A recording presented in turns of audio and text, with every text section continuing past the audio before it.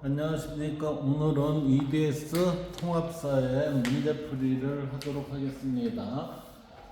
윤리단원에 대한 문제풀이가 되겠습니다. 자, 우리가 지금 학습한 내용에 보면 행복이라는 단원이죠. 그 행복이라는 단원에 대해 나오는 문제들을 한번 살펴보도록 하겠습니다. 1번부터, 기본 문제 1번부터 살펴볼까요? 다음 글의 입장으로 적절한 것만을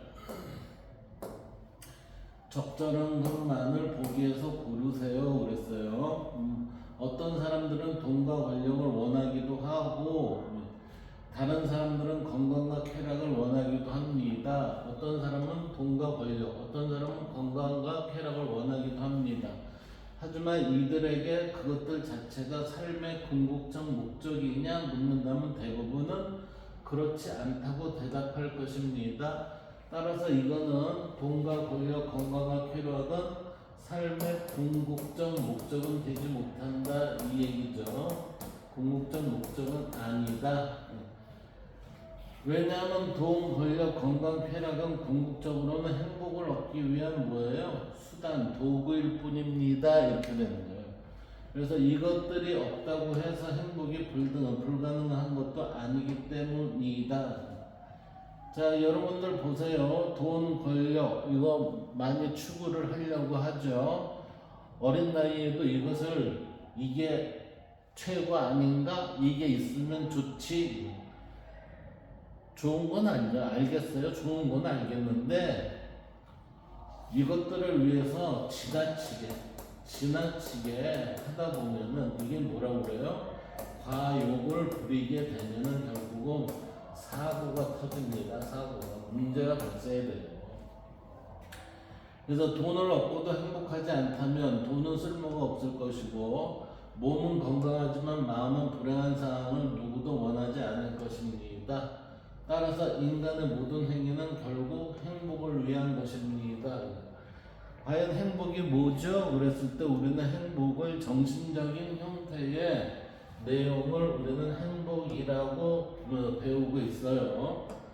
그럼 보기를 한번 볼까요? 예, 이 다음 글의 입장으로 적절한 것 그랬으니까 기억, 돈과 권력이 없다면 행복한 삶을 살 수 없다? 살 수 없는 건 아니죠. 이게 좋기는 하지만 행복한 삶은 살 수 있습니다 라고 우리는 이 위에서 얘기했었어요. 그래서 이거는 돈과 권력이 없다면 행복한 삶을 살 수 없다. 행복한 삶은 돈 없어도 살 수 있다는 얘기죠. 그리고 행복하려면 권력 획득을 바라지 말아야 한다? 아니요. 권력 획득을 바랄 수는 있죠. 그렇지만 지나치면 안 된다는 얘기예요. 몸이 건강한 사람이 모두 행복한 사람은 아니다. 왜요? 맞죠? 이거는 정신적으로 문제가 있을 수 있다 이 얘기고, 행복을 위한 수단을 행복 그 자체로 보아서는 안 된다. 행복을 위한 수단을 행복 그 자체로. 이때의 수단이 뭐였죠? 지금 여기에서 우리는 건강, 돈, 권력, 건강, 쾌락 이것을 행복 그 자체로 보아서는 안 된다 그랬죠. 그래서 따라서 디귿 리을이 되겠습니다. 자, 다음 글의 입장으로 가장 적절한 것은 그랬습니다. 모든 사람에게 행복의 기준을 일률적으로 적용할 수는 없습니다. 왜냐? 각자에 있어서의 행복은 다양하기 때문에 그렇습니다. 그래서 왜냐하면 행복의 기준은 시대적 상황이나 지역적 여건에 따라 다를 수 있기 때문이다 라고 했어요. 우리는 이때 시대적 상황이나 지역적 여건에 따라 다를 수 있다라고 해서 시대적 상황은 시간의 흐름에서 얘기를 했어요. 시간의 흐름에서 얘기를 해서 우리는 고대, 그 다음에 헬레니즘, 그 다음 중세, 근대, 현대 이렇게 내려오면서 시간 속에서 이때 우리는 시대적 상황에서 발생됐던 것들을 교과서에서 배웠습니다. 또한 같은 지역이라도 시대에 따라 지배적인 가치와 사상, 사회 모습 등이 변하며 그랬어요. 이때 같은 지역이라도 시대에 따라 지배적인 가치와 사상, 사회 모습 등이 변화하며 그랬으니까 이때 고대 그리스에서부터 쭉 변형이 됐던 것이 이 고대 그리스와 그 그리스에서 헬레니즘 시대의 시간 속에서 어떻게 돼요? 같은 지역이지만 시간 속에서 다른 흐름을 가져올 수 있다 이렇게 되는 거죠. 그래서 행복의 기준에 영향을 줍니다. 그뿐만 아니라 기후나 지형 같은 자연 환경이나 인간의 활동으로 형성되는 인문 환경의 행복의 기준에 영향을 줍니다. 그랬어요. 같은 지역이라도 시대에 따라 지배적인 가치와 사상, 이거는 우리가 뭘 예를 들었냐면은 이거는 유교 문화하고 불교 문화에 대한 예를 들었어요. 왜 한반도에서 고려 시대 때 그 뭐였어요? 불교죠. 그 다음에 우리는 조선 시대 때 유교예요. 그래서 같은 지역이라도 시대에 따라 지배적인 가치와 사상, 사회 모습 등의 변함을 여기에서 살펴볼 수 있었습니다. 이렇게. 자, 여기에서 한번 봅시다. 여기 이 입장으로 가장 적절한 것은 그랬어요. 행복의 기준은 사람마다 상대적일 수 있다 그랬죠. 인문 환경과 달리 자연 환경은 변화하지 않는다. 인문 환경과 달리 자연 환경은 변화하지 않는다. 자연 환경이 가능한 한 얘는 우리가 여기에서 적응은 하지만 인문 환경과 달리 인문 환경은 수시적으로 바뀌는 거 아닙니까? 그래서 우리는 변화하지 않는다는 게 아니라 자연 환경은 변화하지 않는다. 자연 환경 역시 우리는 시대의 흐름 속에서 약간 다양함이 변화가 발생이 된다고 봐야죠. 그리고 사막 지역 거주자에게는 물보다 햇볕이 필요하다. 사막 지역 거주자에는 물보다 햇볕이 필요하다. 여기에서 지금 가장 적절한 것은 그랬으니까 이 지문에 맞는 것을 선택을 해야 돼요. 지문에 맞는 선택이라면은 1번이 되겠습니다. 사막 지역 거주자에는 물보다 햇볕이 아니요, 햇볕보다 물이 더 필요하죠. 식수가. 문화의 차이가 행복 기준에 영향을 주지 않는다. 아니요, 차이에 영향을 줘요. 왜? 우리는 유교 시대와 불교 시대에 있어서의 지배 사정이 틀리기 때문에 영향을 줍니다. 과거의 행복 기준을 현대에도 동일하게 적용해야 한다. 시대에 따라 우리 여기에서 그랬죠. 시대적 상황이나 지역 여건에 따라 다를 수 있다. 같은 이때 시대에 따라 지배적인 가치와 사상 이 얘기를 했으니 이때 같은 지역이라도 시대에 따라 지배적인 가치와 사상 이 부분은 뭐예요? 저기에서 우리가 고대와 헬레니즘 쭉 해갖고 이어서 내려왔죠. 이러한 부분에서 지금 얘기가 됐었습니다. 그 다음 여기 그래서 정답은 1번 행복의 기준은 사람마다 상대적일 수 있다 이렇게 됐어요. 자, 여기에서 다시 한번 말씀드리지만 이 부분은 모든 사람에게 행복의 기준은 일률적으로 적용할 수 없습니다. 그랬으니까 상대적일 수 있다 이 얘기죠. 이게 이 얘기입니다. 행복의 기준은 시대적 상황이나 지역적 여건에 따라 다를 수 있기 때문입니다. 그래서 시대적 상황이나 지역적 여건에 다를 수 있다라고 해서 우리는 이때 시대적 상황에 대한 부분을 우리는 뭐로 얘기했어요? 시대적 상황에 대해서는 우리가 시대에 따라 지배적인 가치와 사상을 했을 때 고대 그리스에서 헬레니즘, 중세, 근대, 현대의 이야기를 우리는 교과서에서 지금 이 내용으로 정리가 됐었어요. 그리고 이제 세 번째 볼까요? 세 번째 문항은 이게 두 번째 문항이고 세 번째 문항은 보세요. 가불 사상가가 모두 긍정의 대답을 할 질문으로 가장 적절한 것은 그랬어요. 갑을사상가 모두 긍정의 대답 그랬어요. 육체 고통이 없고 마음의 불안이 없는 상태. 이거 저기 에피쿠로스죠. 에피쿠로스인데 이것을 육체 고통이 없다는 것을 아포니아라고 했어요. 그 다음에 마음의 불안이 없는 상태 이것을 아타락시아 이렇게 얘기했어요.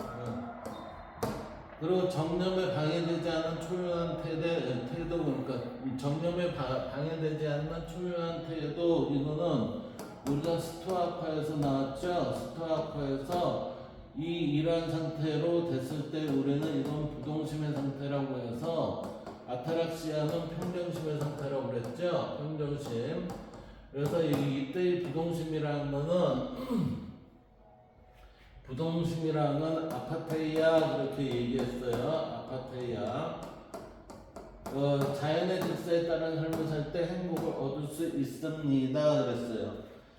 이때 얘는 스토아카에 그리고 얘는 에피쿠로스 쾌락주의의 이야기입니다. 자, 갑을사상가가 모두 긍정의 대답을 할 질문 그랬으니까 정념의 명령에 따르면 고통이 사라지는가? 긍정이니까 예로 나와있죠. 고통이 사라지는가? 아니요. 되니까 이게 아니요예요. 그 다음에 육체적 쾌락이 진정한 행복을 가져오는가? 아니오가 되겠죠. 그 다음에 금욕적 태도에서 벗어나 자연을 따라야 하는가? 지금 금욕적 태도에서 벗어나 그랬는데 우리는 여기에서 에피쿠로스는 검소함과 금욕적인 이러한 부분을 이 금욕적 태도라는 게 이게 검소함이라는 생각으로 아마 표현을 해도 되지 않을까 생각이 돼요. 태도에서 벗어나 자연을 따라야 하는가 그러니까 아니요 이렇게 되겠죠. 그 다음에 쾌락했듯이 고통이 생기는 것은 불가능한가? 불가능한 게 아니라 가능하다고 그랬어요. 그래서 아니요 되겠죠. 행복은 평온한 마음 상태에서 실현될 수 있는가? 평온한 마음 상태니까 초유한 태도, 그 다음에 마음에 불안이 없는 상태, 이 부분을 얘기하는 거겠죠. 따라서 정답은 5번이 되겠습니다. 그 다음 문제를 볼까요? 4번 문항을 보면 4번 문항은 가나에 들어갈 말이 옳게 짝지어진 것은 그랬어요. 지금 여기에서의 가의 입장을 볼까요? 가는 어떤 환경 그랬어요. 우리가 환경이 나온다고 했을 때 이 환경은 무슨 환경을 얘기했냐면 자연환경하고 또 인문환경을 얘기했었습니다. 자연환경, 인문환경. 따라서 여기에서의 가의 환경은 기후, 지형 등과 같은 환경 그랬으니까 자연환경이 되겠죠. 자연환경. 그 다음에 정치, 경제, 종교 이거는 누가 만들어요? 인간이 만들어요. 인간이 만든 환경을 뭐라고 그래요? 인문환경 그래요. 그러니까 나는 인문환경이고 가는 자연환경이 되니까 2번이 되겠습니다. 그 다음 5번을 볼까요? 5번은 다음 글의 입장으로 옳지 않은 것은 그랬어요. 이 옳지 않은 것을 선택하는 겁니다. 옳지 않은 것.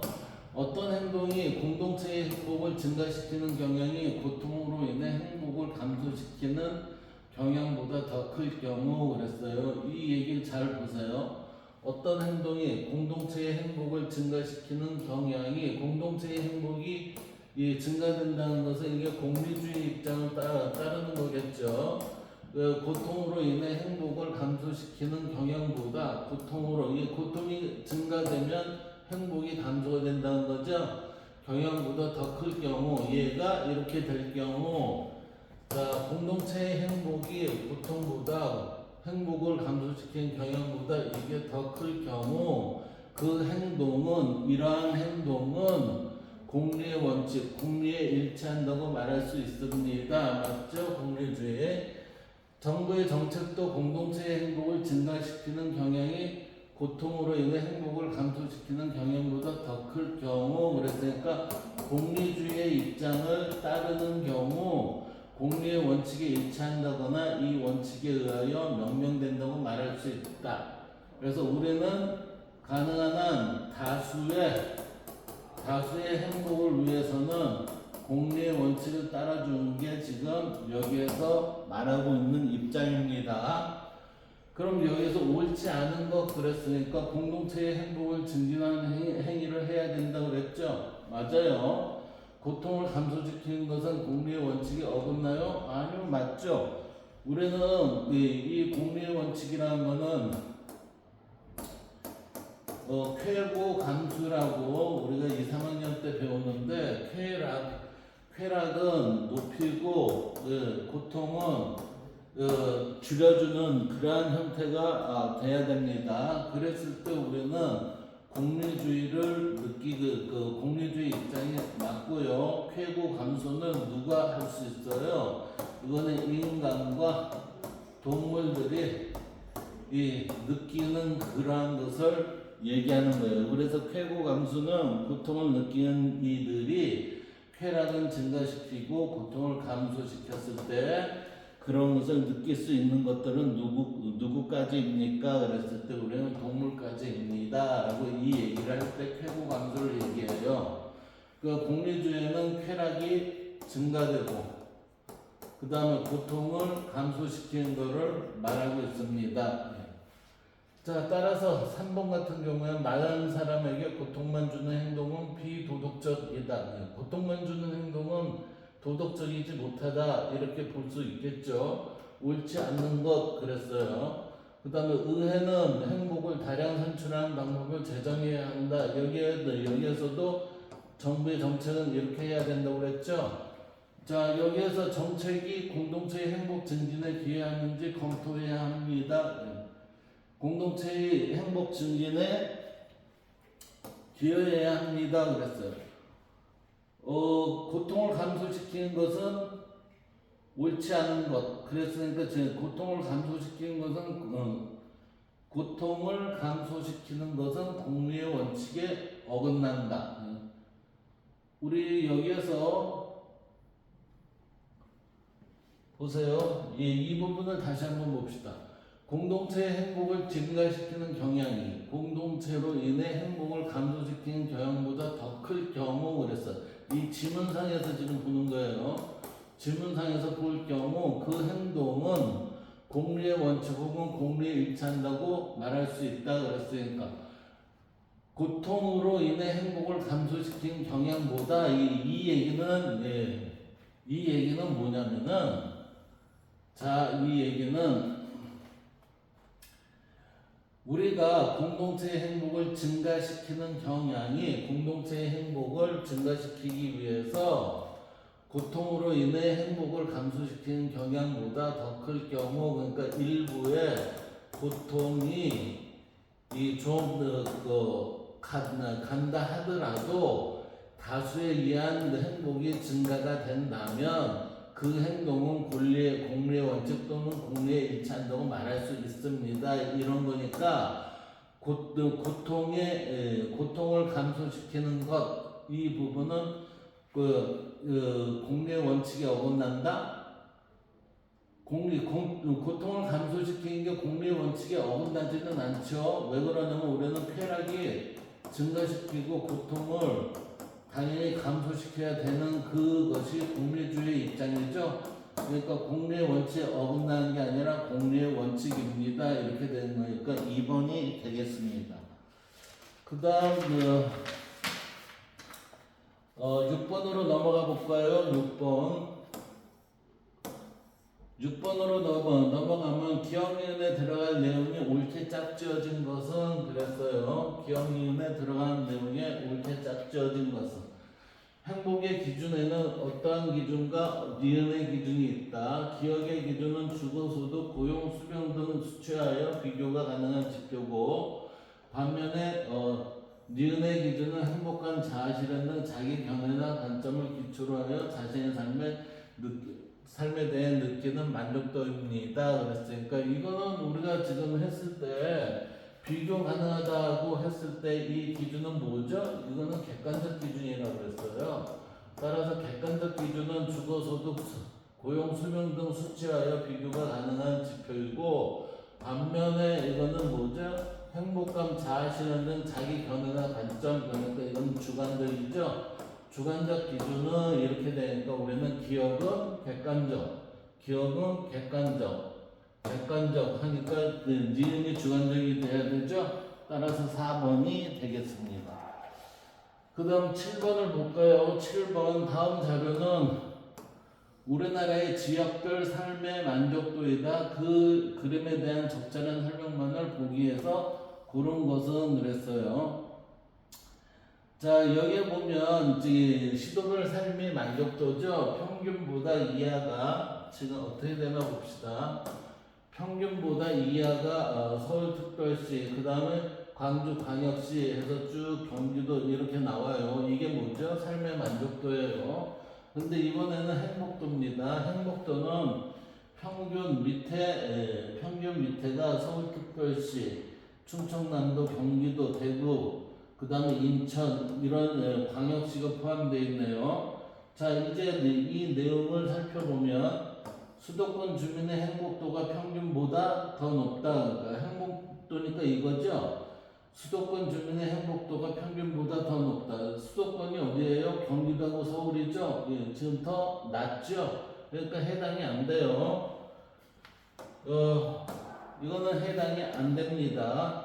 그 다음 도시 주민의 행복도를 높이는 것은 불가능하다. 자, 도시 주민이라고 했을 때는 시가 들어가는 거죠.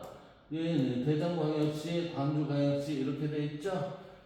행복도를 높이는 건 불가능해요? 아니요, 가능합니다. 이렇게 되겠네요. 그 다음에 광역시 주민의 삶의 만족도가 특별시 주민보다 낮다 그랬어요. 삶의 만족도니까 위죠? 그러니까 광역시 주민이 특별시 주민보다 위인가 아래인가 봅시다. 지금 보면 서울특별시가 여기 있죠? 광역시가 여기 있죠? 그러니까 어때요?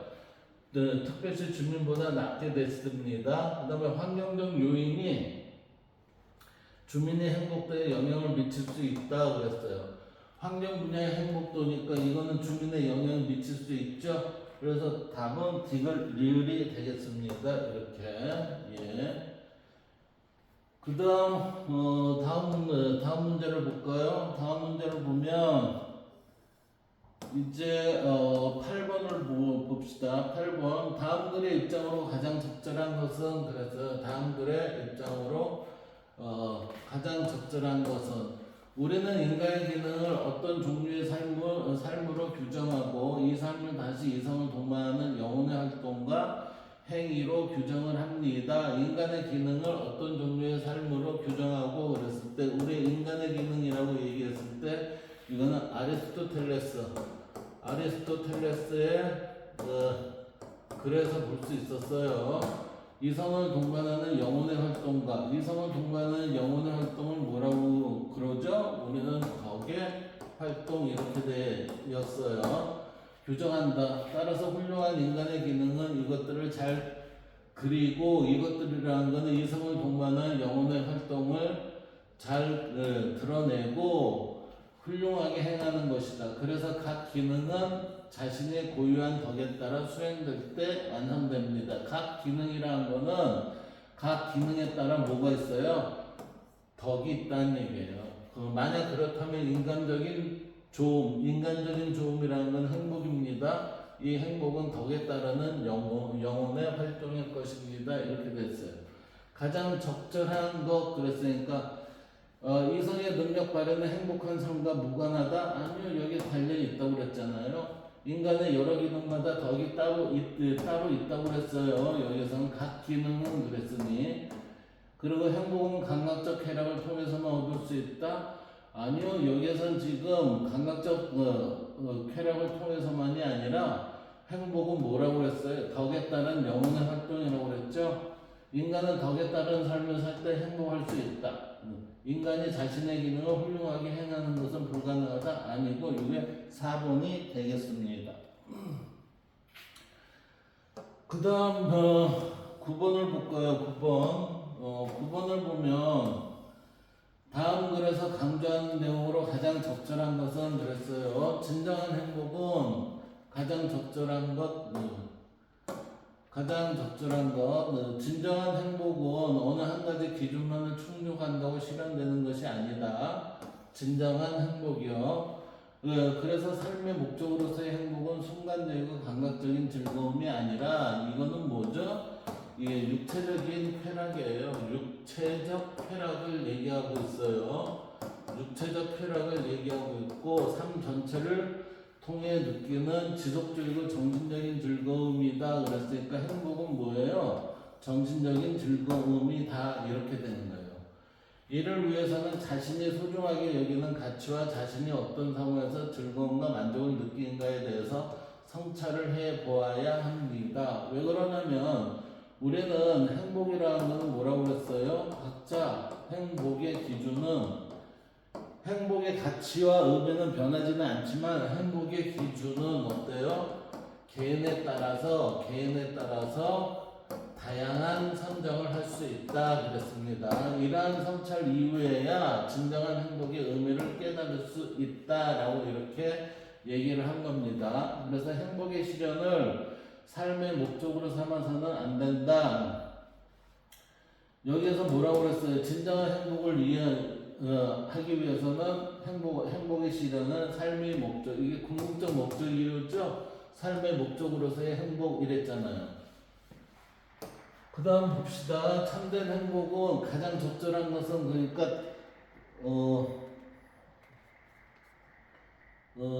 삶의 목적으로서의 순간적이고 감각적인 즐거움이 아니라 삶 전체를 정신적 즐거움입니다 했을 때 이게 무슨 목적이에요?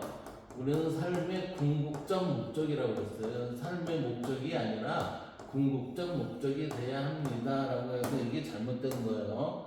참된 행복은 질 높은 주거와 고소득으로 실현된다. 질 높은 주거는 맞다. 질 높은 주거가 아니라 이게 질 높은 환경이죠. 주거 환경. 그래서 고소득으로 실현된다. 이거 아닙니다.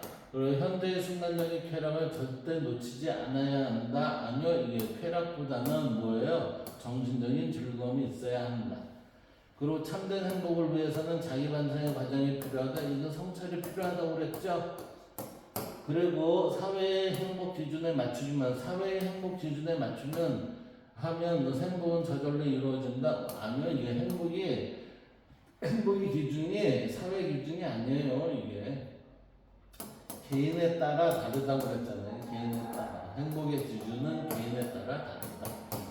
그렇지만 행복의 가치는 동일하다. 여기 동일한 가치를 내가 지향하는 것은 뭐죠?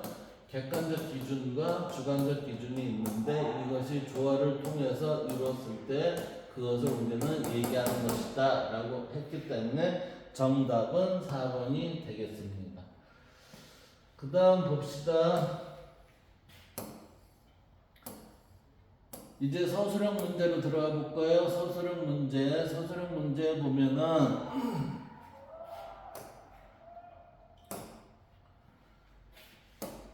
행복의 객관적 기준과 주관적 기준에 대해 설명하고 이때 진정한 행복을 얻기 위해 필요한 자세는 뭐죠? 이거를 조화를 이루어야 됐을 때 라고 그랬어요. 그래서 행복의 객관적 기준은 행복한 삶을 위해 기본적으로 필요한 어떤 것이나 경제력 등과 같은 물질적 조건으로 수치로 비교 가능한 기준이다. 그러니까 기준이 들어갔으니까 이게 객관적 기준의 개념이 되겠네요.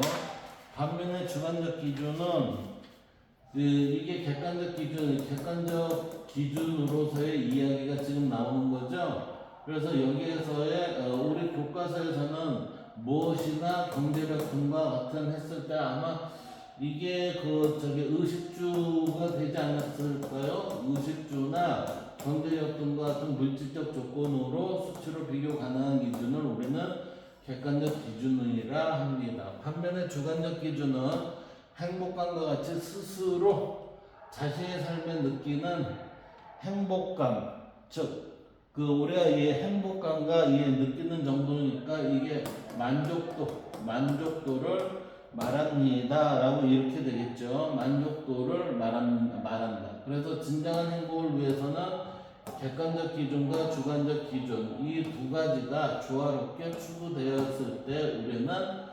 행복을 얘기할 수 있습니다라고 했었어요. 그 다음 두 번째 봅시다. 두 번째는 가나에 표시된 ABA 지역의 지역화 자연환경을 고려하여 해당 지역의 사람들의 행복 기준을 쓰고 이러한 차이에 나타나게 된 원인을 자연환경에서 찾아 서술하시오 그랬어요. 자, 이거 사막 지역이에요. 건조 기후고, 이 건조 기후고 사막 지역이라는 얘기는 결국은 이쪽은 우리가 아프리카의 북쪽이죠. 예, 이건 리비아를 얘기해요. 리비아. 그리고 여기에서는 지금 여기가 북유럽이죠. 북유럽인데 여기는 핀란드를 얘기한다고 봐야죠. 그래서 A 지역은 그랬어요. A 지역은 무슨 기후예요? 사막 지역이니까 건조 기후죠. 건조 기후 지역으로 비가 잘 내리지 않고 믿고 마실 수 있는 물 또는 식수가 부족하다. 따라서 이 지역 사람들에게 중요한 행복의 기준은 물을 확보하는 거죠. 식수를 확보하는 것입니다. 물을 확보하는 것입니다. 이렇게 되겠네요. 이때 식수니까 깨끗한 물 이렇게 되어 있어요. 그 다음에 B 지역은 북유럽 핀란드죠. 핀란드나 스웨덴 이쪽을 얘기를 하는데 B 지역은 이게 찬바람이 내려오는 북쪽이니까 이게 냉대 기후 지역이에요. 냉대 기후 지역으로 겨울이 길고 매우 춥습니다. 그래서 겨울철에는 낮이 극도로 짧아져요. 따라서 이 지역 사람들에게 중요한 행복의 기준은 충분한 햇빛을 쏘는 햇볕을 쬐는 것으로 생각을 할 수 있겠습니다.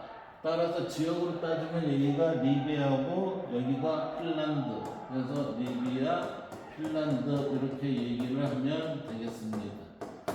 그 다음 내용을 볼까요? 여기에서는 우리가 서술형이거든요. 서술하시오 그랬어요. 그래서 이거는 한번 읽어보시고 스스로 서술을 해보면은 좋겠습니다.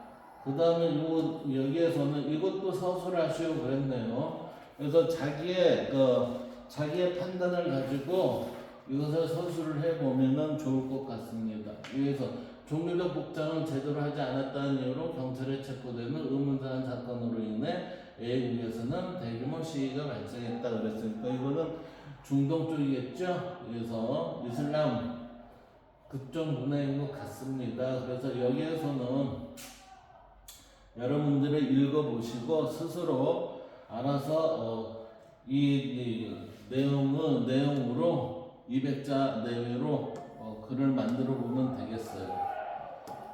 그 다음에 1등급 도전 문제 봅시다. 다음 글의 입장으로 가장 적절한 것은 그랬어요. 여기에서 우리는 다음 글이 그랬으니까 이 글이죠. 그래서 욕망들 가운데 어떤 것들은 자연적이고 이때 자연적이라는 것은 우리가 뭐죠? 식욕과 세욕 같은 거예요. 세욕. 이 세욕은 일종의 뭐냐면은 우리가 자손 때문에 이게 얘기되는 거고 식욕은 우리가 에너지를 얻기 위해서 먹는 거죠. 그래서 어떤 것들은 근거 없는 것들임을 고려해야 합니다. 자연적인 것들 가운데 어떤 것들은 필수적인 것, 어떤 것들은 단순히 자연적인 것에 불과하며 필수적인 것들 가운데 어떤 것들은 행복을 위해 필요한 것이고 어떤 것들은 몸의 평정을 위해 필요한 것입니다. 이렇게 이것들에 관한 고찰은 우리로 하여금 모든 선택과 깊이를 몸의 건강과 영혼의 평정에 연관시킬 수 있게 해주기 때문이다 그랬어요. 그래서 몸의 건강과 영혼이 평정이야말로 행복한 삶의 목적이다 그래요. 지금 여기에서 보면 맨 마지막에 결론이죠. 맨 마지막에 결론 부분을 다시 한번 볼까요? 지금 이거에 대한 고찰은 그랬어요. 우리로 하여금 뭐요? 예부터 여기까지가 주된 내용이죠. 모든 선택과 깊이를 몸의 건강과 영혼의 평정에 연관시킬 수 있게 해주기 때문에 그랬으니까 우리가 행복하기 위해선 몸의 건강과 영혼의 평정 이게 중요하다는 거예요. 그래서 몸의 건강과 영혼의 평정이야말로 행복한 삶의 목적이 됩니다. 그랬어요. 여기에서 마음의 평온함과 행복한 삶을 양립할 수 없다. 양립한다고 지금 보이고 있잖아요. 행복을 실현할 때 이성의 역할은 존재하지 않는다. 아니, 우리는 존재한다고 그랬어요. 그리고 욕망 자체는 악이지만 욕망 자체는 이게 필수적인 게 있고 필수적이지 않은 게 있잖아요. 욕망 자체는 악은 아닙니다. 그 다음에 몸에 고통이 없는 상태가 곧 참된 행복의 상태입니다. 몸에 고통이 없으면서, 이 얘기는 뭐예요? 고통이 없다는 건 건강하면서 뭐가 영원히 평정심이 유지되는 그 상태가 참된 행복의 상태입니다. 이때 참됨이란 진정한 이 의미가 되겠죠. 근데 여기에서는 뭐가 있어요? 얘도 있어야 됩니다. 이렇게 된 거잖아요. 그리고 자연적이고 필수적인 욕망만을 최소한으로 충족해야 합니다. 이게 정답이 되겠습니다. 그 다음 2번을 볼까요? 2번. 다음은 행복이 기준에 관한 수업에서 학생이 필기한 내용이다. 기억 미움에 대한 설명으로 적절하지 않은 것은 그랬어요. 지역적 여건에 따른 행복의 기준 그랬어요. 자연환경, 인문환경. 그래서 기억은 자연환경을 표시를 했고 니은은 인문환경이라고 해서 인문환경에 대한 설명을 지금 하고 있어요. 경제적으로 빈곤한 지역에서 빈곤에서 벗어나는 것, 그 다음에 유교 문화권에서 하늘이 부여한 도덕적 본전을 보존하는 이윤을 실현하는 것, 대성불교 문화권에서 불성을 바탕으로 수행을 해 해탈의 경제에 이르는 것, 이게 인문환경의 예고 자연환경의 예는 우리가 지역의 상황에 따라서 나타난 거였어요. 적절하지 않은 것은 그랬어요. 자, 기억의 자연환경은 기후, 지형 등과 같은 자연상태 환경을 의미하죠. 니은 경제적으로 이 얘기는 정치, 경제, 종교, 문화 등과 같은 인간의 활동으로 형성되는 자연환경을 형성되는 환경을 의미합니다. 니은 인문 환경이죠. 이것도 맞네요. 그 다음에 디귿 정부의 복지제도나 타국의 원조로 실현할 수 있다. 뭐가 디귿 이게 맞죠? 이제 정부의 자국 내에서는 복지제도, 타국의 원조로 실현할 수 있다 이렇게 되는 거고, 리을은 인간다움을 바탕으로 사랑을 실천할 때 인을 실현할 수 있다 그랬어요. 리을 이게 결국엔 여기에서 하늘이 부여한 도덕적 본성을 보존하고 인을 실현합니다 라고 했을 때, 이때 우리는 하늘이 부여한 도덕적 본성 보존을 하고 인을 실현했다는 것은 뭐요? 인간다움을 바탕으로 사랑을 실천할 때 우리는 인이 실현될 수 있다라는 그 모습이 여기에 맞는 거예요.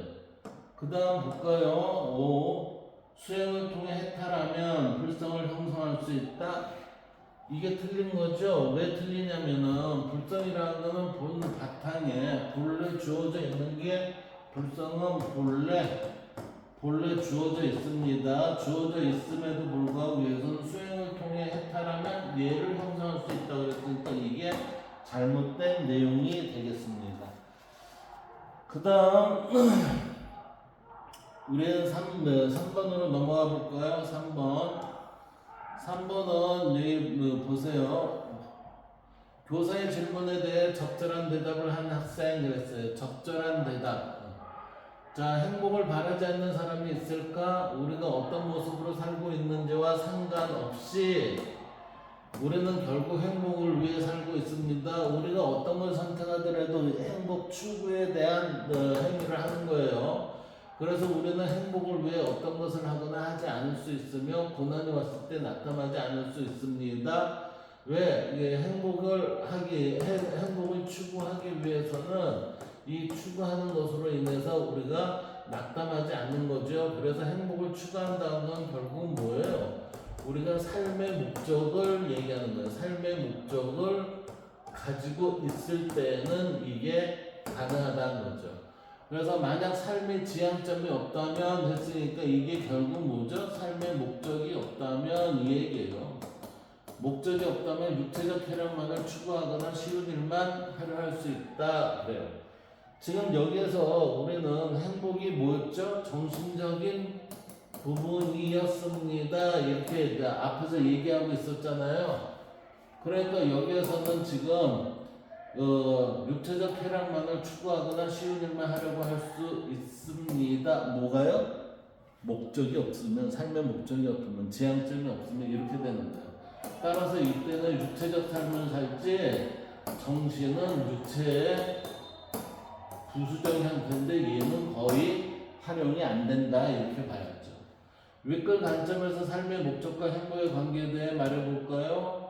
가불병 중에 맞는 거를 고르라는 얘기예요. 행복은 명예의 사회적 지위와 같은 삶의 목적을 추구하기 위한 수단입니다.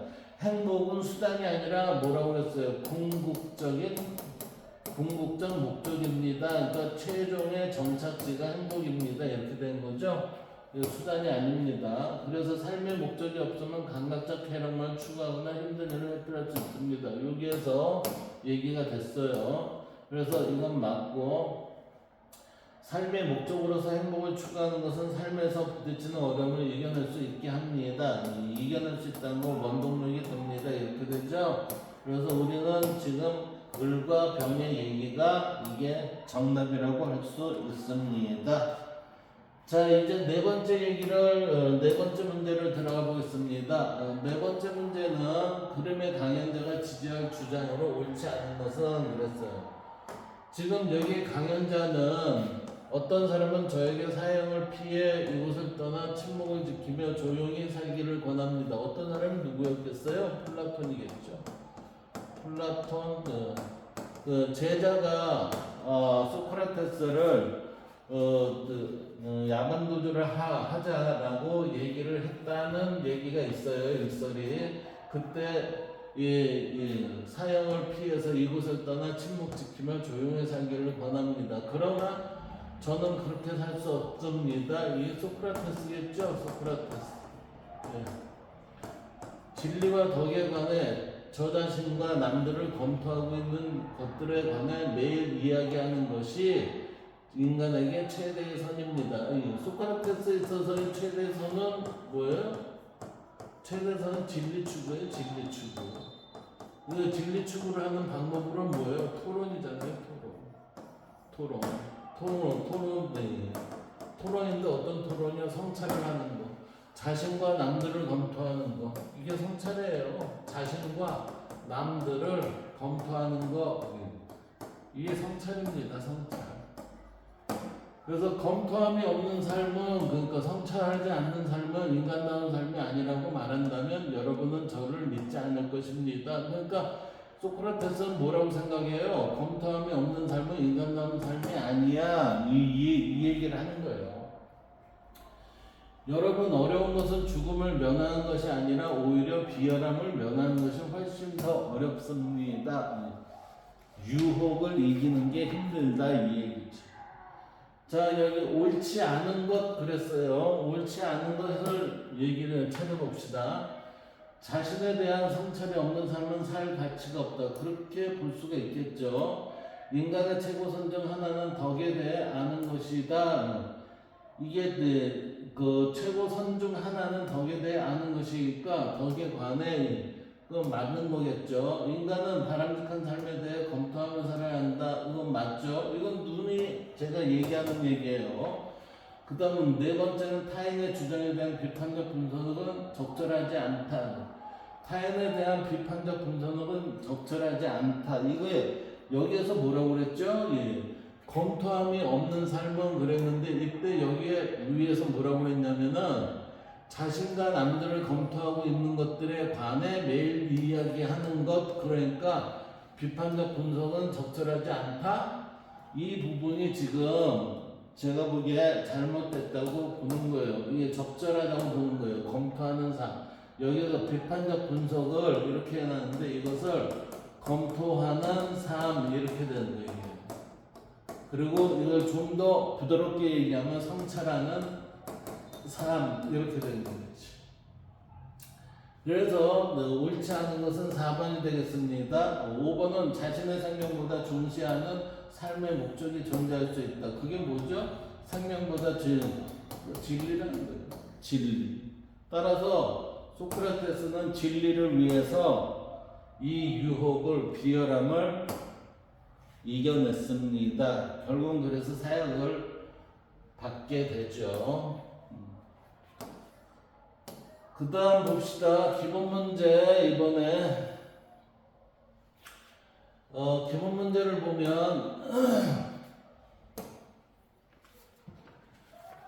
밑줄친 기억을 실현하기 위한 방법으로 적절한 것은 그랬어요. 이게 적절한 것을 보기 위해서 보시오 그랬습니다. 그럼 여기에서 지금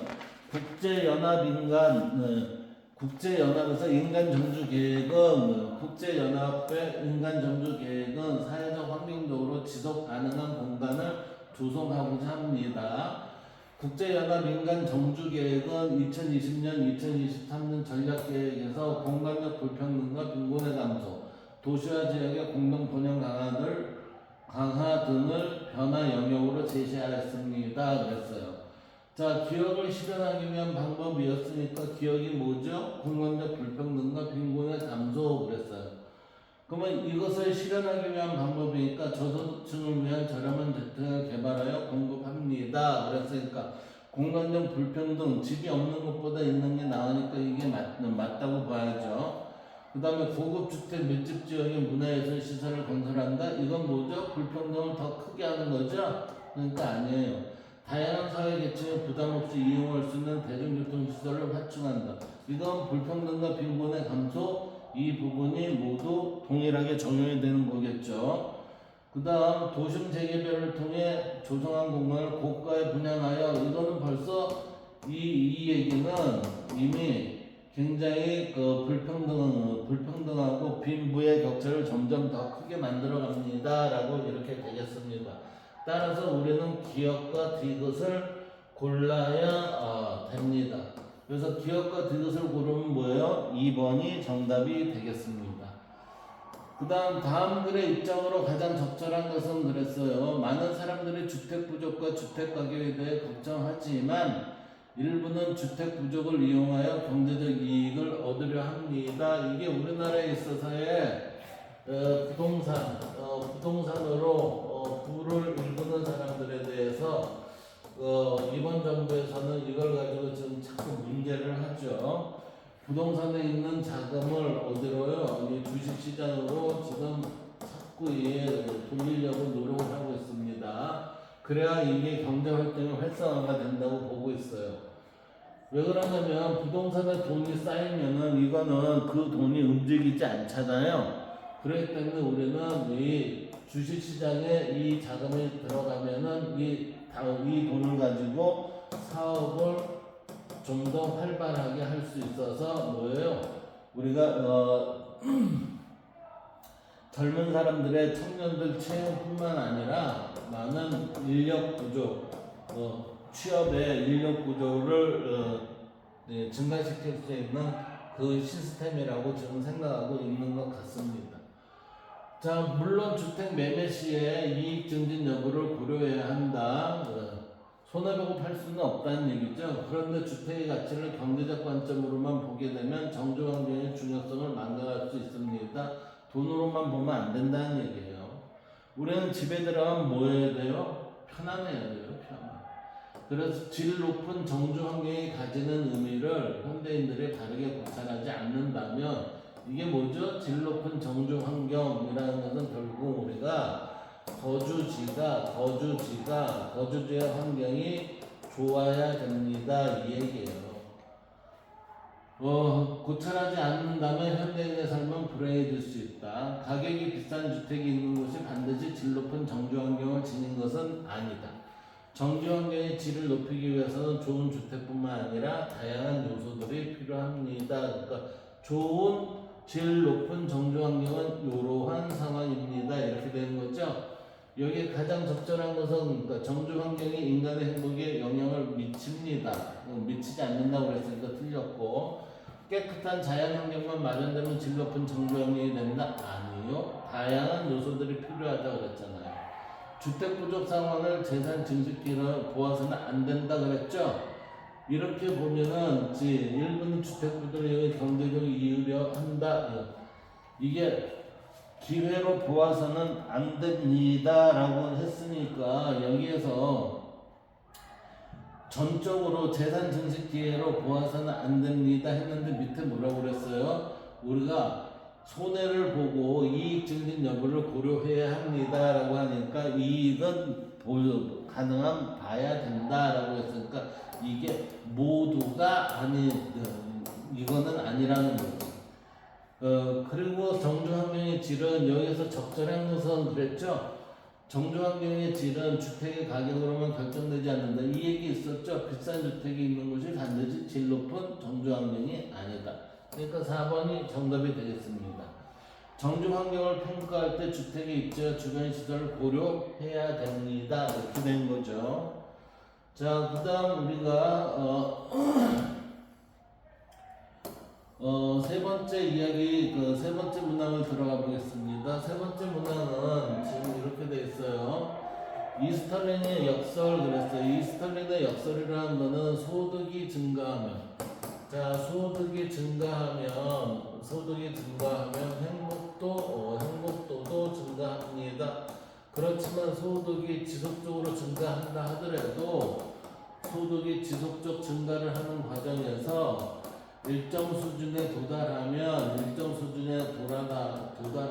행복도는 어때요? 행복도는 더 이상 증가하지 않습니다. 이때 일정 수준까지 다다랐을 때부터 욕심을 내면 그때는 어떻게 되죠? 과욕을 부리게 됨으로써 행복도는 그때부터 거꾸로지게 됩니다. 그래서 이스털린의 역설은 소득이 증가해도 행복이 증가하지 않고 정체되는 현상을 얘기하는 거죠. 그래서 미국의 경제학자 이스털린이 처음 제기했어요. 소득이 낮은 상태에서 상승하면 행복도도 상승을 해요. 그래서 소득이 일정 수준에 도달하면 소득 상승이 행복도 상승에 큰 영향을 끼치지 않는다는 주장이에요. 자, 그래프상으로 보면 어떻게 되냐면은 이게 소득이 상승이 돼요. 얘가 행복도가 증가해요. 이렇게 된다는 거예요. 소득이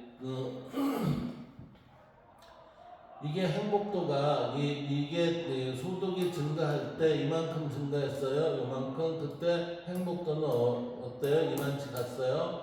여기에서 이게 소득이 처음에 증가할 때는 그 행복도가 굉장히 가파르게 올라가요. 이 정도 돼요. 그러면 이 정도 되면 그래프상에 여기죠. 그러면 행복도가 여기에 지금 한 2.5배 되네요. 그 다음에 여기가 돼요. 소득이. 그러면 행복도는 어때요? 이렇게 되죠. 여기하고 비슷해지죠. 금전은 더 크지만 여기 이 정도 돼요. 이 정도 되면 어때요? 여기에서 지금 이제 정체 현상이 일어나는 거예요.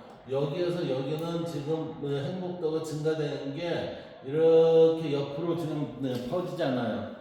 그래서 이 정도가 이상이 되면 이 행복도가 정체 현상이 일어납니다. 정체 현상이 일어나면 이렇게 가요. 그러다 이 과욕이 발생이 되면은 비교를 하게 되면서 나락에 빠지게 됩니다. 그래서 소득이 낮은 상태에서 상승하면 행복도도 상승하지만 소득이 일정 수준에 도달하면 소득 상승이 행복도 상승에 큰 영향을 끼치지 않는다는 주장. 따라서 정부와 개인은 행복의 증가를 위해 소득의 증대뿐만 아니라 행복의 다른 조건을 충족시키기 위한 노력도 병행해야 합니다. 이렇게 돼 있어요. 행복의 증가를 위해서는 소득 증대뿐만 아니라 행복의 다른 조건 이랬죠.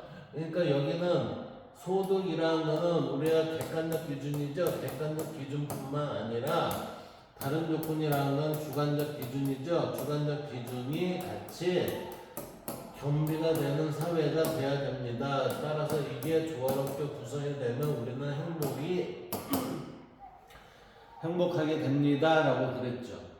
자, 이제 옳지 않은 것을 한번 살펴볼까요? 옳지 않은 거 보면 이 스탈린의 역설의 입장에서 옳지 않은 거. 경제적 안정은 행복을 실현하기 위한 조건이다. 그거 맞죠? 예, 옳지 않은 거예요. 틀린 거. 행복도의 상승에는 다양한 요소가 영향을 끼친다. 다양한 영향을 끼치겠죠. 소득도 소득이지만 다른 부분도 있어요. 소득 수준은 삶에 대한 만족감에 항상 정비례한다. 이게 정비례면 이렇게 돼야 되죠. 이게 정비례되면 이게 소득이 증가할수록 행복도도 동일한 형태에서 이렇게 가야 되는데 우리는 어떻게 된다고 그랬어요? 이런 식으로 한다고 그랬죠. 그러니까 정비례가 아니에요. 따라서 이게 정답은 3번이 되겠습니다. 절대 빈곤에 처한 사람에게는 소득 증대가 필요하죠. 정부는 국민의 행복한 삶을 위해 경제를 활성화해야 합니다. 왜? 소득 증대가 필요하기 때문에 이렇게 되는 거예요. 그래서 정부는 경제 활성화가 정부가 가장 중요하게 여기는 거는 국민의 생명하고 국민의 생명 안전을 보장하는 거하고 그 다음에 경제 활성화예요. 이게 굉장히 중요합니다. 그 다음 4번 문제를 봅시다. 4번 문제는 다음 자료는 청년 세대가 생각하는 행복의 조건이다. 자료에 대한 적절한 설명만을 보기 위해서 고른 것은 그랬어요.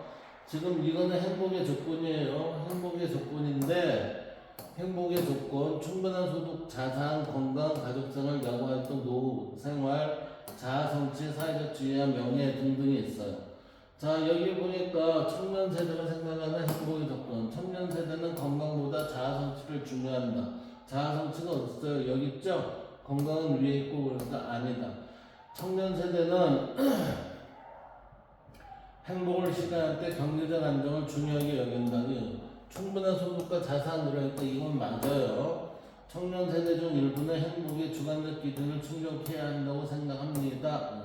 주관적 기준을 충족해야 합니다. 그랬어요. 여기에서 보니까 여가활동, 자아성취 등등이 있죠. 그 다음 요거 보고 그 다음에 청년 세대는 정주 환경을 선택할 때 여가 시설 유무를 전혀 고려하지 않을 것이다. 아니요, 고려합니다. 하니까 우리는 정답이 니은디가 돼서 3번이 정답이 되겠습니다. 이렇게요. 그 다음에 이제 5번 문항으로 넘어갑시다. 5번 문항으로 넘어가면 다음들의 입장으로 적절하지 않은 것은 그랬어요.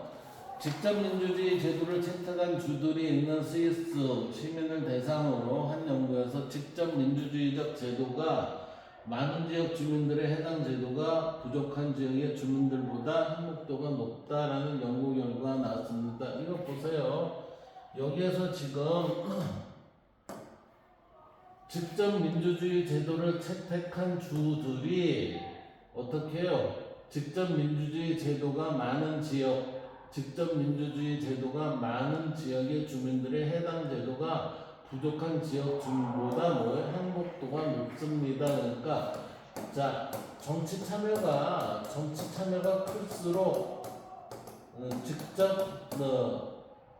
직접적인 참여, 정치의 직접 참여가 클수록 어때요? 클수록 행복도가 높습니다. 이렇게 나왔다는 거예요.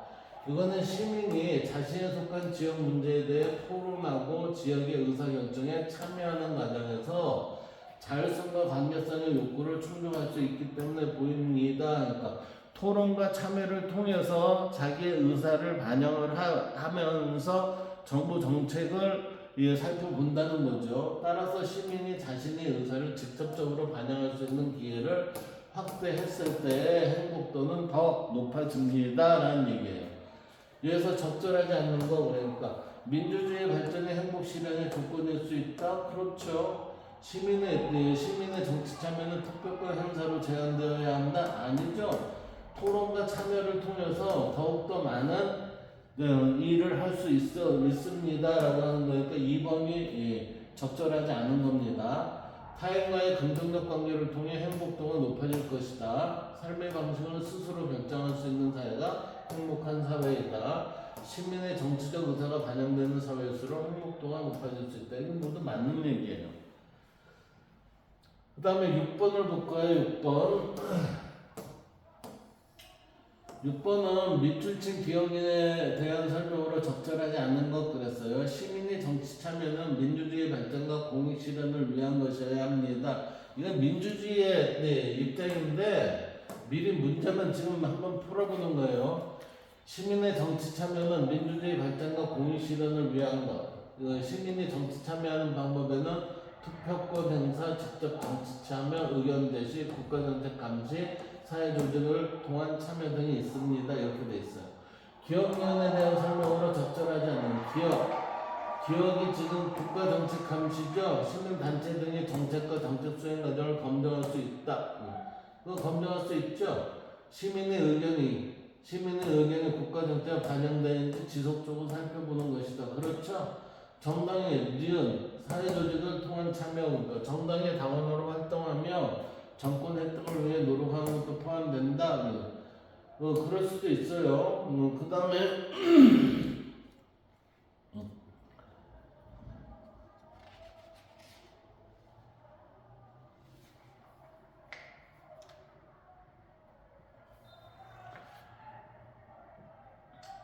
이익 집단의 이익을 위해 정책 결정과나 지형과 환경을 이용하는 이게 아니죠.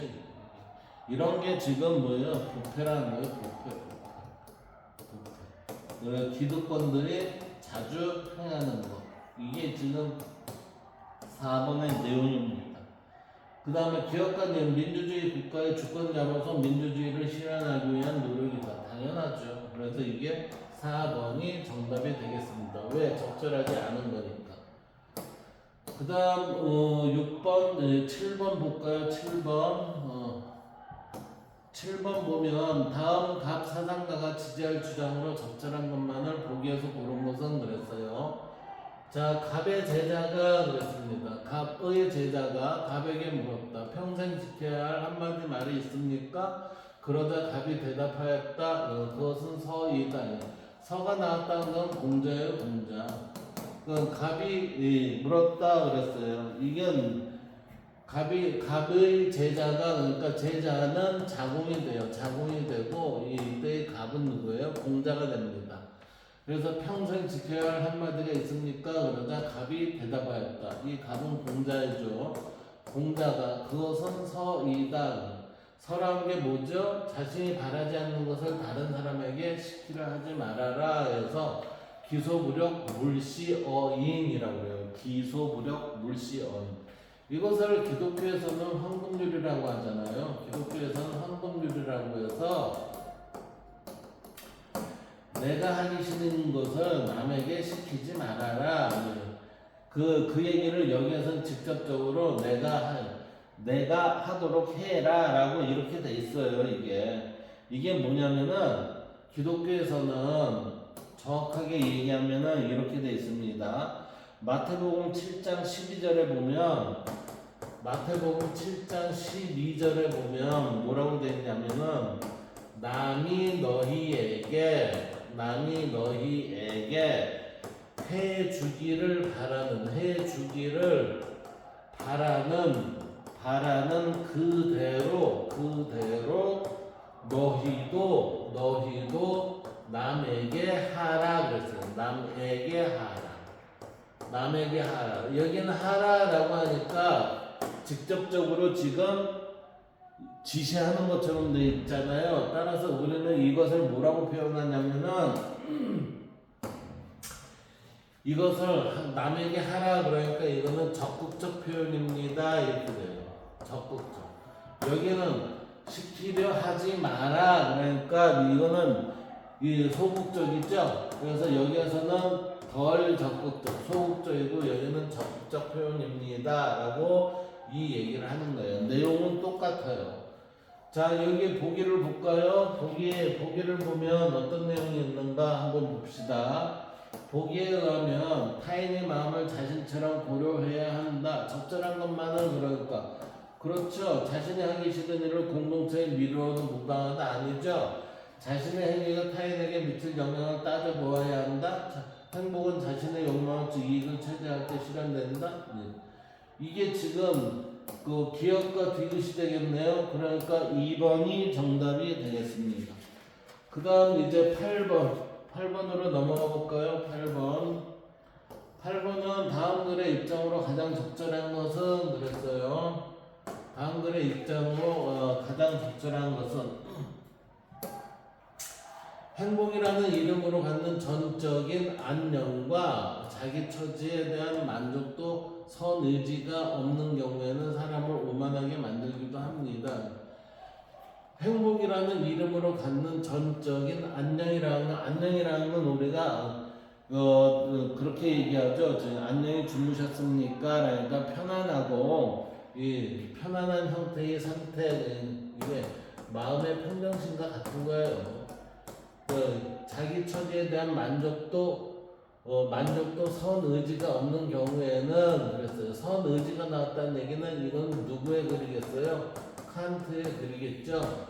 사람을 오만하게 만들기도 합니다. 그러니까 이 선의지가 없다면 인간을 오만하게 합니다. 따라서 행해야 할 원칙 전체를 바로잡아 이런 원칙을 보편적이고 목적에 합당하게 만드는 선의지가 있어야 합니다.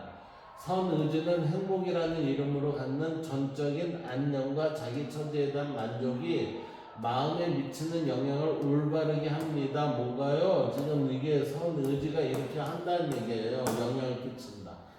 그래서 선의지는 행복을 누릴 만한 자격에 없어서는 안 되는 조건인 것 같다. 그러니까 행복이라는 말 속에는 칸트는 반드시 뭐예요? 선의지가 깃들어져 있어야 합니다. 라는 얘기예요. 이게 선의지.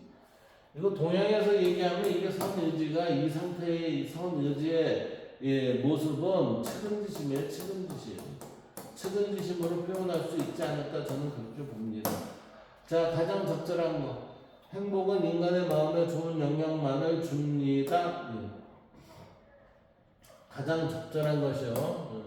인간의 마음에 좋은 영향만을 줍니다. 자, 행복을 누릴 만한 없어서는 안 되는 조건인데 자기 처지에 대한 만족이 마음에 미치는 영향을 올바르게 합니다. 라고 했어요. 좀 애매하죠. 보편적으로 옳은 행위를 추구할 필요는 없다. 여기에는 보편적이고 목적에 합당하게 만든다고 그랬죠. 그러니까 이거는 아니에요. 행복한 사람은 모두 선의지를 발휘하고 있다. 모두 선의지는 아니죠. 선의지가 없는 경우는 그랬으니까 이것도 3번도 아닙니다. 4번 행복의 실현과 도덕의 실천은 양립할 수 없다. 행복의 실현과 도덕의 실천은 양립할 수 있다라고 칸트는 얘기하고 있죠. 선의지가 있는 사람은 행복을 누릴 만한 자격을 갖는다.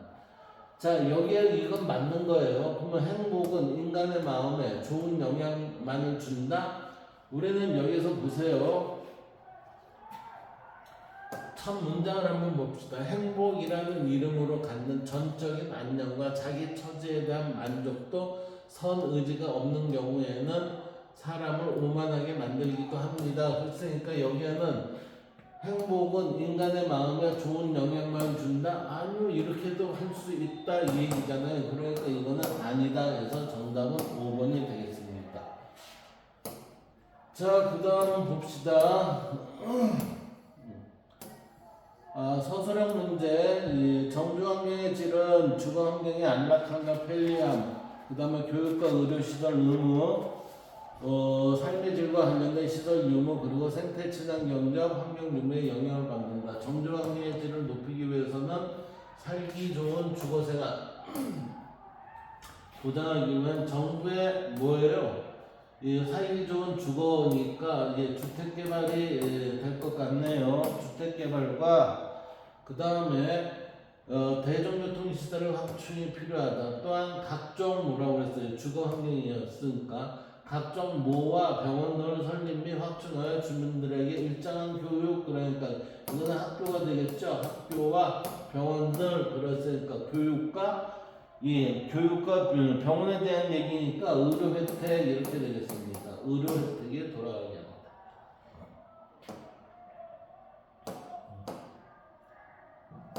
그 다음 봅시다. 그 다음 보면 이제 밑에 보면 행복한 삶을 실현하기 위해 도덕적 실천이 필요한 이유 그랬어요. 도덕적 실천은 타인을 배려하거나 공경에 처한 사람을 돕는 행위입니다.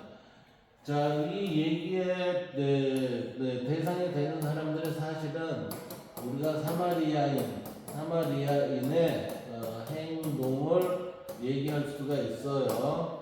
그래서 자신의 이익과 욕망만을 추구하면 도덕적 실천을 하지 않아도 행복할 수 있다고 생각할 수 있습니다.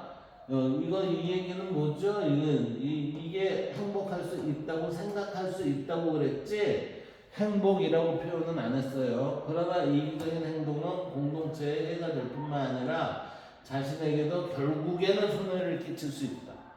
그래서 결국 이기적 행동은 공동체 전체의 뭐를 낮추게 될 수 있다 그랬을까요? 우리가 아까 여기서 행복도하고 만족도잖아요. 근데 여기에서는 행복한 삶 그러니까 행복도를 낮출 수 있습니다. 이렇게 봅니다. 따라서 자신의 행위와 삶을 도덕적 관점에서 어떻게 하고 도덕적 실천을 할 때 삶에 이거는 이제 한번 살펴봐야 된다는 얘기겠죠. 그러니까 성찰하고 이렇게 되겠어요. 성찰하고 삶의 가치를 이해하고 행복에 진전될 수 있다는 점을 명심해야 한다. 자, 이 3번을 봅시다. 이거는 뭐죠? 서술하시오 그랬어요. 서술하라는 얘기는 결국은 이거는 여러분들이 보고서 이 문제를 보고서 스스로 선택해왔고 질 높은 정정환경의 특징을 이 문장을 보고서 한번 작성을 하면 될 것 같아요. 갑은 택리지에서 그랬으니까 얘는 이중한의 택리지죠. 이중한의 택리지에서 지리, 생리, 그 다음에 인심, 산수가 좋은 곳에 털을 잡아 살아야 한다고 주장하였다. 이 사람의 주장에 대해서 질 높은 정조환경의 특징은 어떠한 모습으로 우리한테 구현이 될 수 있는지 그 구현되는 것을 한번 작성해 보세요. 이 얘기입니다. 그 다음 4번 문제를 볼까요? 다음 자료를 바탕으로 자신이 매일 성찰해야 할 3가지 그랬어요. 자신이 매일 성찰해야 할 3가지라고 봤을 때는 이건 증자 얘기가 많이 있죠. 일일 삼성이었고 일일 삼성 하루에 3번을 살핍니다. 그래서 논어에 따르면 공자의 제자 중에 진자라는 사람이 매일 3가지를 성찰했다고 합니다. 성찰의 내용은 첫째, 다른 사람을 위해 일을 도모하는데 충실하지 않았는지. 두 번째, 법과 함께 사귀는데 신의를 잃지 않았는지. 여기 보세요. 충실하다 이거고, 그 다음에 여기는 신의 그러니까 믿음이죠. 이거. 그 다음에 3번째, 스승에게 배운 것을 익히지 않았는지. 이건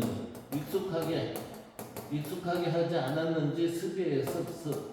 그래서 충신습에 대한 것을 하루에 3번씩 반성을 했습니다. 이렇게 되는 거예요. 여러분들 충성스럽게, 즉 충실하게, 성실하게 살았나요? 하루를 반성해 보세요. 그럼 나의 말과 행동이 상대에게 신뢰를 주게끔 그렇게 하루를 살았나요? 보는 거고. 그 다음에 내가 지금 학교에서 배운 것을 오늘 잘 익숙해질 수 있도록 내가 복습을 했나요? 아니면은 예습을 하고 있나요? 이것을 얘기해 주는 거예요. 이게 일상적인 거잖아요. 여러분들하고 딱 맞는 거예요. 이게. 그 다음에 봅시다. 그 다음에 보면 이게 1등급 도전인데 다음 글의 입장으로 가장 적절한 것은 그랬어요. 집의 내부 공간과 외부 공간. 이게 이 글은 지금 집에 대한 내부 공간, 외부 공간 얘기한 건 볼로브예요. 볼로브. 이 볼로브라는 사람이 집의 내부 공간과 외부 공간 해갖고 집의 이 구조를 둘로 나눴어요. 그래서 두 영역은 체험 공간 전체 구조의 기본을 이루고 있어요. 나가 인간 삶의 기본이 됩니다. 우리는 이 집이 있으면은 이 집과 이 집 안, 집 밖이 뭐죠? 우리의 생활 공간이 된다 이 얘기예요. 근데 이 공간은 두 공간은 성격이 전혀 달라요. 두 공간은 외부 공간은 외부 공간이라는 집 밖이죠. 집 밖은 인간이 세계에 나가 활동하는 공간입니다. 그러니까 이 활동하는 공간은 내가 쉬는 공간이 아니라 무엇인가를 내가 행하는 거예요. 행위하는 그러한 공간이에요. 따라서 이때는 내가 밖으로 노출이 되죠. 노출되니까 보호받지 못하는 공간이 되고 위험과 희생의 공간이라고 할 수 있습니다. 만일 세계에 외부 공간만 존재한다면 인간은 영원히 망명자로 머물 것입니다. 그러니까 우리가 집이 없으면 거주할 곳이 없으면은 내가 편안하게 쉬거나 아니면 안전을 도모할 수 없잖아요. 그러면 항상 쫓기듯이 살아갈 수 있습니다. 도망자처럼 이렇게 되는 거예요. 그래서 인간에게는 집이라는 공간이 필요합니다. 집이라는 것은 인간이 닥칠지 모르는 위협에 대한 끝없는 경계심을 내려놓을 수 있는 안정과 평화의 영역이고 긴장을 풀 수 있는 공간이 됩니다. 여러분들 집에 들어갔을 때 긴장감이 있고 뭔가 냉랭함이 있어요. 그러면 집안이 분위기가 안 좋다 하는 얘기는 결국은 뭐예요? 거기는 나의 편안한 집으로서의 공간을 아직은 확보하지 못하고 있구나 라고 이렇게 봐야 되는 거예요. 자, 여기에 가장 적절한 것 그랬어요. 외부 공간에서 내부 공간의 위협을 벗어날 수 있다? 아니죠. 외부 공간 자체가 위협이잖아요. 인간의 삶에서 안심할 수 있는 고유 공간이 필요하다? 그렇죠. 인간의 삶은 평화로운 내부 공간에서만 이루어진다? 아니죠. 외부에서도 이루어지죠. 네, 내부 공간과 외부 공간 본질적으로 동일한 공간이에요? 아니요. 네, 다르다고 지금 얘기하고 있잖아요. 인간은 위험을 극복하고 외부 공간에 계속 머물러야 한다? 이렇게 하면 어떻게 돼요? 망명자, 도망자가 된다고 그랬잖아요. 그러니까 정답은 몇 번? 2번이 되겠습니다. 자, 이제 2번을 볼까요? 2번으로 내려가면 다음 신문의 칼럼의 입장으로 적절하지 않은 것은 그랬어요. 고대 동양 사상은 맹자는 그랬어요.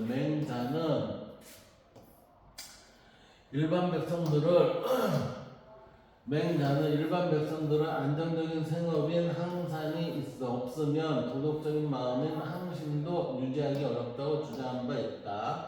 그의 말처럼 절대 빈곤 상태에서 인간다운 삶을 살기 어렵습니다. 이게 뭐였어요? 이게 장발장의 경우잖아요. 장발장의 경우니까 결국은 장발장은 뭐를 해요? 굶주림을 피하기 위해서 구걸도 안 되니 뭐를 했죠? 훔치는 일을 했습니다. 훔치는 일을 하는 사람한테 뭐를 해요? 너 도덕적인 마음을 지니면서 살아야 됩니다. 이게 돼요? 안 됩니다. 이게. 그래서 항산이 필요한 거예요.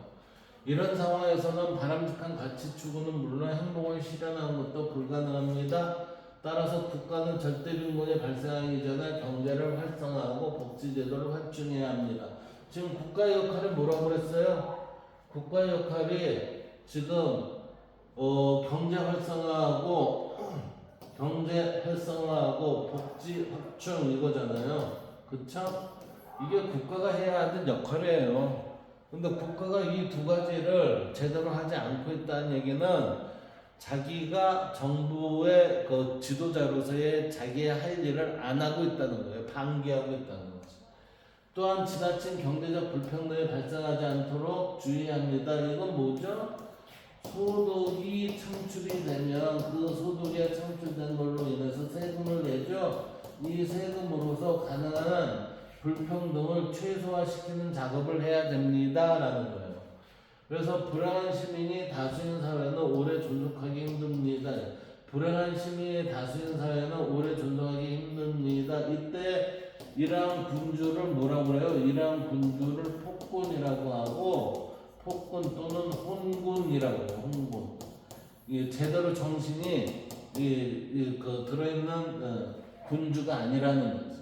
이러한 군주들은 결국은 뭐라고 그랬어요? 맹자는 저런 군주들은 우리가 바꿔야 됩니다.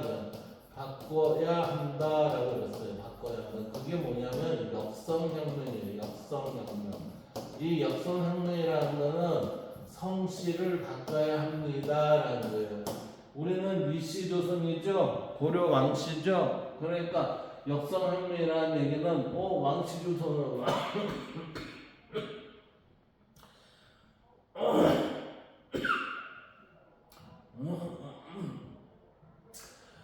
왕씨의 고려를 야 이거 부패했어 이거 바꿔야 돼 하고 이제 이씨로 바꾸자 이렇게 된 거죠. 근데 이씨 조선이 부패했어 이씨를 바꾸자 이때 바꾸면서 뭐가 됐어요? 대한민국이라는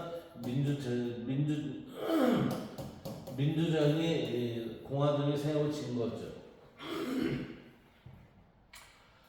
자 여기에서 봅시다. 여기에 적절하지 않은 거 그랬으니까 경제적 안정이 없다면 도덕적 실천하기 어렵다. 맞죠?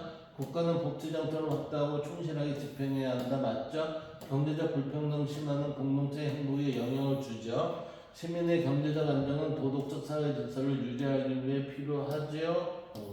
국가는 절대 빈곤에 처한 시민의 도덕성을 유지할 때만 유지가 된다고 그랬어요. 유지가 안 된다고 그랬으니까 정답은 5번이 되겠네요. 그럼 끝까지 한번 볼까요? 국가는 절대적 빈곤에 처한 시민의 도덕성을 유지할 때만 이건 지나친 거죠? 이렇게 이루어질 수가 없다는 얘기예요. 그래서 이것은 뭐예요? 5번이 정답입니다. 적절하지 않은 거. 그 다음 우리는 3번을 볼까요? 3번. 다음 자료에 대한 설명으로 적절한 것을 보기 위해서 고른 것은 그랬어요. 정치 체제별 평균 행복도 그랬어요. 권위주의 정권일 때는 이게 10점 만점일걸요? 10점 만점이에요. 10점 만점에서 행복도가 10점 만점이에요. 권위주의 정권 4.94, 혼합정권, 권위주의와 민주주의가 혼합된 거 4.98, 결함 있는 민주주의 5.85. 민주주의가 결함이 있어도 이게 권위주의 정권 이게 결국 뭐죠? 이건 독재예요. 독재 정권이라면은 이렇게 된다는 거예요. 그리고 완전한 민주주의도 10점을 가기가 힘들잖아요. 7점이네요. 자 여기에 대한 적절한 것 그랬으니까 인권 보장과 행복은 상호 독립적인 관계에 있다? 아니죠. 이건 상호 연관이 있어요. 정치체제가 구성원의 행복 수준에 영향을 끼친다? 끼치잖아요. 권위주의가 강해질수록 시민의 행복감이 감소하죠? 그러니까 이거 아니에요. 이것도 아니고 시민의 정치적 의사가 잘 반영돼서 시민의 삶의 만족도가 높아진다고 그랬죠? 그래서 리을이 되겠네요. 그래서 정답은 4번. 그 다음 4번을 볼까요? 다음 가상편지를 쓴 사상가가 지지할 주장으로 옳지 않은 것은 그랬어요. 지금 여기에서 보면 누구누구에게 타인의 행복을 위해서 자신의 행복을 희생하는 것이 도덕적 실천이라고 할 수 있는지에 대해 자네가 물었기에 답하려 하네. 그러니까 자신의 행복을 희생하는 것, 이게 자신의 행복을 희생한다는 것은 어떻게 보면 봉사를 실천을 하는 거 이렇게 될 수도 있을 것 같아요. 그런데 이제 자신의 행복을 희생을 하면서 이게 한다는 거니까 그래서 타인을 위해 자신의 행복을 희생하는 것은 도덕적 실천으로 인정될 수 있습니다. 봉사하는 것은 뭐예요? 도덕적 실천입니다. 이렇게 된 거지. 다만 내가 부정하는 것은 단지 그런 희생 자체가 좋다는 주장이네. 이런 희생 자체가 이런 도덕적 실천, 봉사와 같은 자기 희생의 이러한 도덕적 실천은 좋은 일이지만 공리주의는 그랬어요. 공리주의는 뭐예요? 공리주의는 이해 당사자들의 행복의 총합을 증가시켜야 합니다. 하니까 이거는 이해 당사자들의 총합을 자기 희생을 하면서 도덕적 실천을 하는 건 좋은 일이지만 공리주의 입장에서는 모든 사람들이 가능한 한 행복의 총합이 증가되어야 한다고 보네 그랬어요. 그래서 공리주의가 찬양하는 유일한 자기희생은 인류 전체의 이익을 증진하는데 기여하는 자기희생이라네. 인류 전체 가능한 많은 사람들한테 내 희생이 들어갔을 때 그것이 가장 좋은 것입니다 라고 공리주의 입장에서는 얘기한다는 거죠. 자, 이거는 이 글은 미래 이야기예요. 미래 이야기. 밀은 뭐 질적 공리주의죠. 질적 공리주의, 질적 공리주의를 주장한 사람이에요. 자, 여기에 옳지 않은 것은 그랬어요. 도덕적 행위의 목적은 행복을 실현하는 것이다. 타인의 행복을 위해서 그랬으니까 이게 행복을 실현하는 것이다. 이렇게 볼 수 있을 것 같아요. 그 다음에 행위의 도덕성은 결과의 유용성에 따라 결정된다. 왜요? 지금 여기 뭐죠? 공리주의 입장에서는 가능한 총합이 좋을수록 그 유용성에 따라 결정이 됩니다. 이렇게 된 거죠. 최대 행복을 산출하는 행위가 도덕적으로 정당화된다. 공리주의 입장에서는 이게 모두 맞는 거예요. 그 다음에 행복을 증진하지 않아도 희생 그 자체는 선이 될 수 있다. 그 자체는 선이 될 수 있다. 여기에서 지금 뭐라고 그랬어요? 행복을 증진하지 않아도 그랬어요. 그런데 여기에서는 타인의 행복을 위해서라고 했으니까 이거는 행복을 증진은 하되 이렇게 되는 거지. 그러니까 이게 4번이 적절치 않은 게 되는 것 같아요. 그 다음 타인을 위해 자기 행복을 희생하는 것은 도덕적일 수 있다. 이게 도덕적일 수 있다고 그랬죠? 그래서 여기를 지금 다시 보면 이렇게 됩니다. 도덕적 행위의 목적은 행복을 실현하는 것이고 행위의 도덕성은 결과의 유용성에 따라 결정된다. 왜요? 공리주의의 이야기이기 때문에 최대 행복을 산출하는 행위가 도덕적으로 정당하다. 공리주의 입장. 행복을 증진하지 않아도 아니 행복을 증진해야죠. 예. 그랬을 때 희생 자체는 선이 될 수 있습니다. 행복을 증진했을 때 그렇답니다. 그래서 4번이 적절하지 않다. 자, 그 다음 넘어가 봅시다. 우리가 4번 했으니까 이번에는 대단원 마무리 정리 한번 볼까요? 네. 자, 여기에서 보면 대단원 마무리 정리, 행복의 의미와 기준, 그리고 삶의 목적으로서의 행복 이렇게 되죠. 여기에 보면 우리가 뭐라고 되어 있냐면은 자, 생활에서 충분한 만족감, 충분한 만족과 기쁨을 느끼는 상태를 뭐라고 해요? 그걸 행복이라고 합니다. 시대적 상황에 따른 행복의 기준이 있어요. 이때 시대적이에요. 시대적 상황에 따른 행복의 기준은 선사시대, 고대 그리스, 헬레니즘 시대, 중세시대, 근대시대 이랬어요.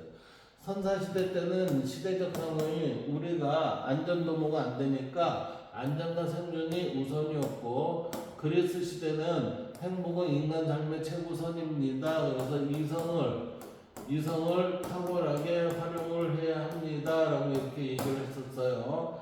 헬레니즘 시대는 마음의 편안함을 얘기했죠. 편안함 내지는 평온함을 얘기했습니다. 이때 나타난 게 평온함을 얘기했어요. 이때 나타난 게 에피쿠로스의 입장과 그 다음에 스토아파의 입장이 나왔습니다. 중세 시대는 구원을 받아 신과 하나가 되는 거죠. 그래서 우리는 지복적인 형태를 유지했을 때 우리는 행복의 기준이 따른다고 했어요. 근대 시대는 자유와 평등을 유지하는 것. 그래서 시대적 상황에 따른 행복의 기준은 지금 여기에 맞는 글이 돼야 돼요. 자, 그 다음 지역 여건에 따른 행복의 기준은 자연환경은 기후 지역론과 관련되죠. 인문환경은 정치, 경제, 종교, 문화 등과 관련돼요. 따라서 지역적 여건에 따른 행복 기준을 얘기하면 여기에 해당이 되는 게 되겠죠. 그래서 지금 여기에 보면은 인문 환경에서 우리가 공부를 했던 게 뭐죠? 유교 문화하고 불교 문화죠. 이런 문화가 인문 환경에서 속하는 지역 여건에 따른 행복의 기준이 되는 겁니다. 자, 그 다음 볼까요? 삶의 목적으로서의 행복 그랬어요. 인간은 삶에서 다양한 목적을 추구하지만 다른 것을 위한 수단이 아니라 그 자체로 하지만 다른 것을 위한 수단이 그 자체로 추구하는 삶이 그 자체로 추구하는 삶의 궁극적인 목적이 되겠어요. 그렇죠? 그 궁극적 목적은 행복입니다. 이렇게 그냥 일반적인 목적이 아니라 궁극적 목적이 행복입니다. 그래서 행복의 객관적 기준과 주관적 기준이 있는데 객관적 기준은 뭐예요? 주거, 소득, 수명 등 그랬어요. 그러면서 이거는 비교할 수 있는 거입니다. 주로 물리적이니까 비교가 가능한 거예요. 비교 가능. 그 다음에 주관적 기능은 이게 느낌과 개인적인 부분이에요. 그러다 보니까 이거는 행복감, 자아실현 등 이런 게 되는 거죠. 그래서 삶의 목적으로서의 행복은 진정한 행복은 객관적 기준, 주관적 기준을 조화롭게 추구할 때 얻을 수 있다. 진정한 행복은 무엇을 통해 행복의 의미를 깨닫고 바람직한 가치를 실현하는 과정을 얻을 수 있습니다. 그랬어요. 이때 우리는 뭐라고 그랬죠? 네, 이 얘기를 진정한 행복 얘기를 하려면 소크라테스의 얘기를 해야 됩니다. 소크라테스는 뭐라고 그랬어요? 성찰하는 삶을 사세요 그랬죠. 따라서 성찰을 통해 이렇게 돼요. 그 다음에 질 높은 정주 환경 이렇게 되겠죠. 질 높은 정주 환경은 어때요? 행복한 삶을 위해 인간다운 삶을 누릴 수 있는 질 높은 정주 환경이 필요하다. 인간다운 삶을 누릴 수 있는 그랬어요. 환경이 쾌적하고 위생적이며 생활에 편리한 시설을 갖추고 범죄율이 낮고 정치적으로 안정되어 안전한 것. 그 다음에 자연환경과 인문환경이 좋은 것을 우리는 질 높은 정주환경이라고 얘기합니다. 이렇게요. 그 다음 경제적 안정 봅시다. 경제적 안정은 행복한 삶을 위해 삶의 질을 유지하기 위해 일정 수준 이상의 뭐가 필요해요? 삶의 질을 유지하는 이게 경제활동으로 얻는 게 있으니까 소득이죠. 소득이 필요합니다. 그래서 안정적인 소득을 위한 일자리 창출, 복지제도, 경제 불평등 해소를 위한 노력 이건 누가 해야 된다고 그랬어요? 이거 정부가 해야 할 일이에요. 정부가 좋은 정부는 이런 일을 하지만 나쁜 정부는 전에 이거 상관을 안 하는 자기 멋대로 한다니까요. 그래서 우리가 여러분들이 나중에 이제 투표권을 가지게 되지만 그때 봤을 때 이러한 일을 하겠습니다 라고 사는 그러한 사람들을 뽑아야 돼요. 그 다음 민주주의 발전, 행복한 삶을 위해 시민의 자유와 권리가 보장되는 민주주의 발전이 필요하다. 민주적 제도를 마련하고 시민이 적극적 정치에 참여해야 되죠. 정치 참여가 필요합니다. 이렇게 됩니다. 그리고 도덕적 실천, 행복한 삶을 위해서는 도덕적 성찰을 바탕으로 도덕적 실천을 해야 합니다. 그리고 자신과 타인을 함께 추구하고 어려움에 처한 사람을 도우는 도덕적 실천을 해야 됩니다. 라고 하는 거예요. 그래서 행복한 삶을 위해서는 성찰을 바탕으로 실천을 해야 되고 자신과 타인의 행복을 함께 추구하고 그 다음에 여러 사람들, 어려움에 처한 사람을 돕는 도덕적 실천을 했을 때 우리는 무엇이 실현이 돼요? 자리이타가 실현이 됩니다. 이렇게 됩니다. 자, 여기까지 해서 대단한 마무리 이 단원의 문제풀이를 여기에서 마치도록 하겠습니다. 다음에는 대단한 종합 문제를 한번 살펴보도록 하겠습니다. 감사합니다.